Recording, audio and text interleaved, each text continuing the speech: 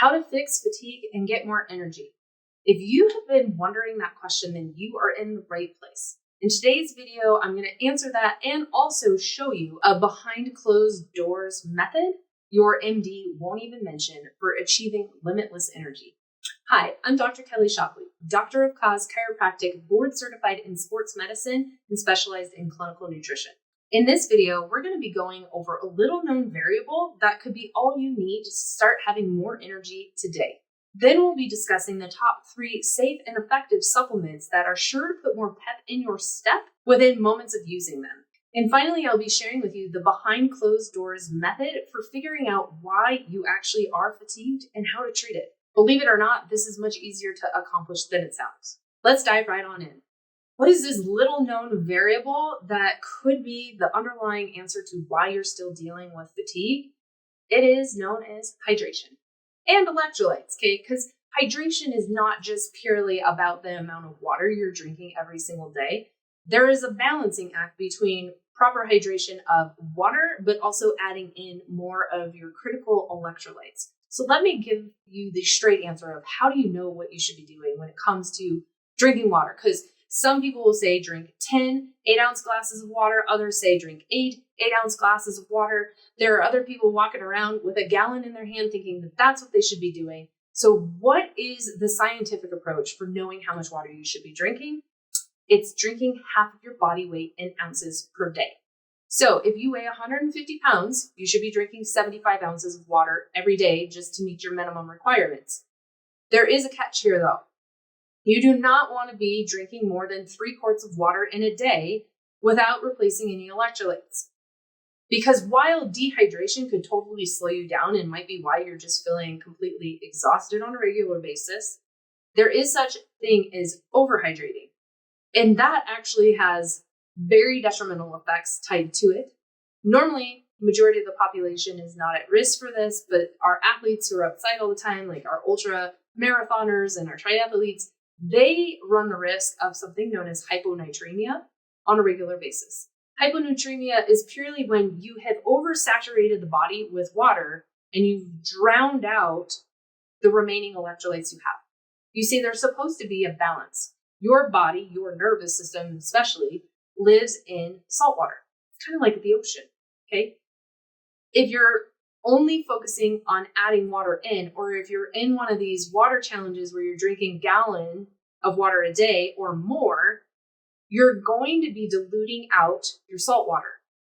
You have to have those salts in the water in order for your brain to communicate and also for your muscles to contract properly, but more importantly, your nervous system to communicate and your heart to beat properly. If that's not happening, we're going to run into some serious problems, and hyponatremia can result in death in its most severe form. So definitely take heed in what I'm saying when it comes to proper hydration. No more than 3 quarts in a day unless you're going to add electrolytes in. So let's talk about those electrolytes then. Electrolytes, most commonly people know of sodium and potassium, but there's 2 more. Calcium and magnesium are also electrolytes. Sodium and potassium are critically important for proper brain communication. That's part of what propels the message down your nerves to wherever the nerve goes to. Calcium and magnesium are needed for proper muscle contraction. So you need sodium and potassium to get the message there, but then you need calcium and magnesium for the muscle to respond accordingly. I don't know if you've ever experienced a cramp, like a muscle cramp. Most of the reason why that happens is either you're dehydrated, so you're not getting enough water in, or you're too hydrated and you don't have enough electrolytes for that whole process to work. Some of the best places to be getting these electrolytes from: sodium, get it from Celtic sea salt. That's the best, or you can use Himalayan. Celtic is just a bit cleaner. It's not harvested with machinery. It's still harvested with wooden spoons. So there's no cross-contamination with heavy metals. Okay, that's why I use Celtic sea salt. That's a great source of not just sodium, but a lot of the other minerals and electrolytes too. You can use that on your food. You could just put a little bit into your water and drink down some salt water if you're concerned that you don't have enough electrolytes, especially with the temperatures heating up. I mean, just breathing warm air and being outside, you're going to start cranking through those electrolytes more so as the temperatures increase. Then for potassium, most people know that bananas are a great source of potassium, and that they are. You can also get potassium from broccoli and celery though too. So adding in more vegetables is always a good thing. Calcium, majority of Americans have enough calcium in their bodies, but we know that that comes from, our dairy sources, or also there's other foods out there that contain that too. Magnesium. The most nutrient dense source of magnesium are oysters. I'm not a big fan of oysters. If you're not, that's okay. The next nutrient dense source would be raw pumpkin seeds or pepitas. Now, they're a little bland by themselves, but they're great on a salad or in a trail mix. So add more of those into your world, or find a healthy alternative kind of to Gatorade. I'm not a fan of Gatorade. Dyes and sugars. No, thank you. That body armor that's out there, the light version can be better, but it has erythritol in it. Using coconut water that does not have added sugar is really helpful. And then honestly, just like I said, use Celtic sea salt and put more of that on your plate and your food or in your water to help balance out some of those really important electrolytes. Now I'm curious, have you heard about being dehydrated as being part of the cause of fatigue?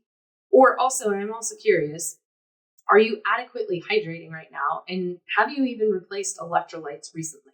Let me know in the comments down below. I can't wait to see your responses. Okay, what are 3 safe and effective vitamins that you could add in to start increasing your energy right now? Let's get into it, shall we? Probably the most common and well-known vitamin would be B12. B12 is what all those natural energy drinks have an overabundance of. We're talking 40,000% of what you actually need. And people will actually go have B12 IV infusions as well to kind of help supercharge them. Now, you can do this with B12 because it's one of the water-soluble vitamins. So whatever your body doesn't use, it will flush out through your urine. But not all B12 is utilized by the body equally. What do I mean by that? B12 in its natural occurring form is known as cyanocobalamin. Cyanocobalamin is not in a usable form for our body. So our body actually has to break it down through 4 different chemical reactions to create what's called methylcobalamin. Methylcobalamin is the form that our body can just use. It is what the body uses to produce energy and many other things that the body uses B12 for. So if you really want to get an edge on using B12 as a natural energy producer, you want to find methylcobalamin, not just cyanocobalamin. You'll have much better results in using less dosing, which, yes, even though it's water soluble, you can still end up with too much B12 in your system. Okay. It takes a lot to get there, but you can do that. So let's just be more effective with what we're doing and go for the methylcobalamin. Another powerhouse nutrient that can actually help boost energy levels that you wouldn't even associate with energy is vitamin C. And part of this is because it boosts your immune system. And there are many different health, disorders, diseases, conditions that are stressing the immune system and ultimately making you feel fatigued. So kind of a little bit of a roundabout way, but generally very safe and effective. And most people aren't getting enough vitamin C into their life. If you add vitamin C in, you can boost your immune system, which will ultimately take care of some of the fatigue that might be coming from an underlying condition.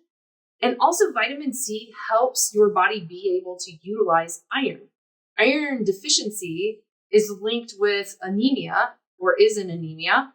That could be another potential cause of fatigue. So while I wouldn't just have everybody take iron, because you can definitely end up with too much iron and is really hard on the stomach, I would have everybody try vitamin C. So you could find a combination where you're doing B12 and vitamin C. You can get them in powdered forms. Make up your own natural energy drink, and you could be feeling less fatigued really soon.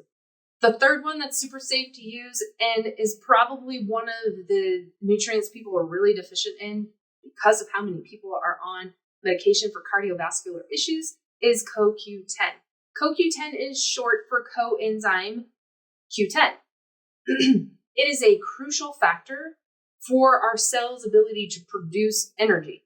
It's also a super powerful antioxidant, so it protects you from those damaging free radicals that we are always being exposed to. There is a huge need for CoQ10 in the brain and in the cardiovascular system and in the kidneys. You can find like big concentrations of it in those tissues. But as we get older, those concentrations start to decrease. And ultimately, when we don't have enough CoQ10, cells can't divide, they can't produce energy. Like, there's a lot that goes wrong with that. And if you're on medication generally for any type of cardiovascular issue, one of the nutrients that those medications can deplete you of is coenzyme Q10. Now, if you are on a medication, definitely double check with your physician before you add in any of these nutrients. But I picked these ones because in general, they are very safe and effective to use regardless of what you're currently doing. Now, before I get into the behind closed doors method for actually knowing what is causing your fatigue, I just want to remind you to click that subscribe button down below, turn those notifications on. That way you never miss out on a future show.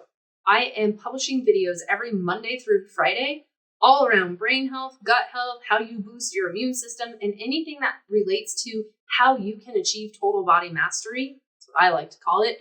So make sure you just click that subscribe button down below and turn those notifications on. Awesome. Let's get into the behind closed doors method for figuring out what's causing your fatigue. And that's a key thing we need to address first. What is causing your fatigue? If all you're ever doing is trying to treat fatigue by taking nutrition or trying different medications or doing this type of diet or trying these particular types of exercises, you are probably falling short from what you would like to have happen with your results. And the reason is because there is a multitude of different causes of fatigue. What you're treating is more than likely the symptom that is resulting from an underlying issue. So I'd like to just share with you some very common underlying medical types of challenges or conditions that have fatigue as one of their main symptoms. So what can cause fatigue and tiredness? A liver problem, anxiety, cancer, chronic fatigue syndrome, diabetes, heart disease, multiple sclerosis, sleep apnea, and so many more. Like, honestly, there's at least 30 different medical conditions that fatigue is one of the most common symptoms you experience when you have them. So what is this behind closed doors method for figuring out what's causing your fatigue? It's truly being able to figure out the underlying cause and addressing it.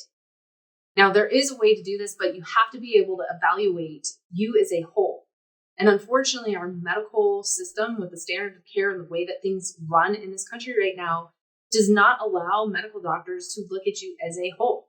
If you are having heart symptoms, you have to see the cardiologist. If you're having joint problems, you go see the rheumatologist. If you're having spine issues, you see the orthopedic spine specialist. If you're having hormone problems, you see the endocrinologist. If you have an autoimmune issue, you've got to go see the immunologist, and so on and so forth. And unfortunately, what this has done is it's compartmentalized medicine, and it doesn't allow doctors to doctor the way that they could. So how do you address this?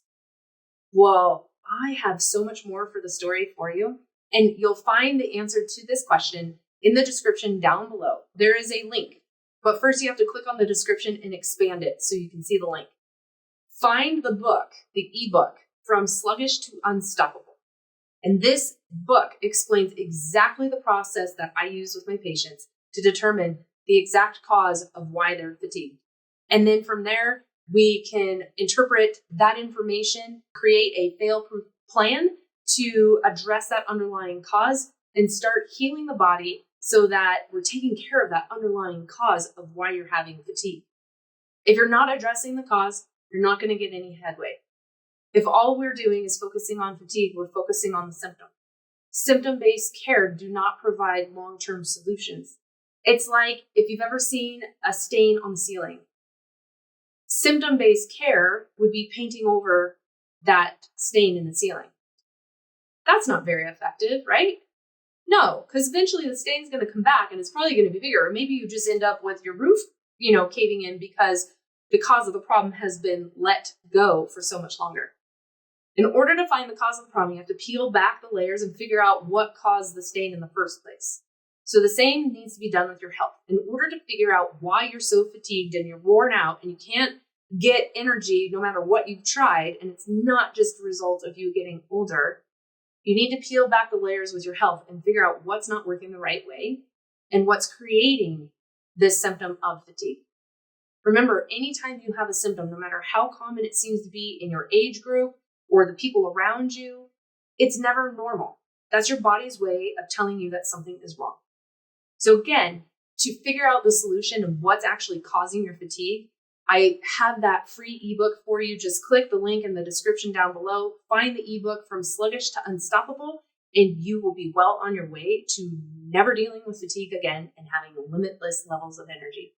I thank you so much for being here. I can't wait to see you on the next episode. Have an amazing day. God bless.